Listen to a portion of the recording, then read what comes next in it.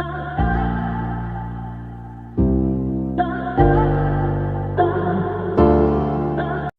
हाय नमस्कार फ्रेंड। आज मैं आपको बताने जा रहा हूँ श्रीलंका का रावण के बारे में, जो उड़ाता था पुष्पक विमान। और उसने पुष्पक विमान के लिए खूबसूरत हवाई अड्डे भी बनाए थे। तो देरी ना करते हुए शुरू करते हैं आज का ये रोचक और मज़ेदार अध्याय। तो लेट्स गो। रावण के पास वाकई पुष्पक विमान था, इस बात का कई प्रमाण हैं। लेकिन यदि आप सोचते हैं कि रावण के पास सिर्फ एक विमान था, यहाँ लंका में सिर्फ एक ही विमान मौजूद था जिसका प्रयोग लंकापति रावण करता था, तो ऐसा नहीं है। लंका में ढेरों विमान मौजूद थे और इन विमानों के आवागमन के लिए हवाई अड्डे भी थे। रामायण में ऐसे 6 हवाई अड्डों का जिक्र है, जिसमें से 4 की खोज वैज्ञानिकों ने कर ली है। ये हवाई अड्डे आज के हवाई अड्डे की तरह ही है, लेकिन उनमें अलग टेक्निक का यूज किया गया था। रामायण में वर्णित हवाई अड्डे की खोज श्रीलंका के रामायण अनुसंधान कमेटी ने किया है। 9 सालों से अनुसंधान में जुटे यह टीम 9 सालों से लंका का कोना कोना छान रही थी। इस कमेटी को लंका के दुर्गम स्थानों में रामायण कालीन 4 हवाई अड्डे मिले हैं।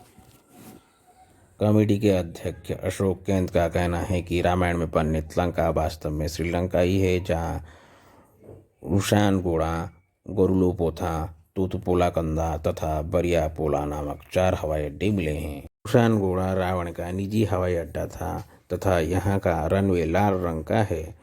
इसके आसपास की जमीन कहीं काली तो कहीं हरी घास वाली है। जब हनुमान जी सीता जी की खोज में लंका गए तो वहाँ से लौटते समय उन्होंने रावण की निजी रुशानगोड़ा को नष्ट कर दिया था।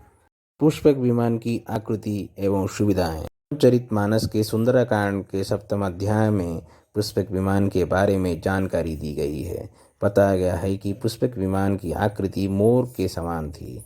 इसका आकार बढ़ाया जा सकता था। एक प्राइवेट जेट की तरह इसके अंदर सभी आरामदायक सुविधाएं उपलब्ध थी। रावण जिस कुर्सी पर बैठता था वह बहुमूल्य नीलम पत्थर की बनी हुई थी।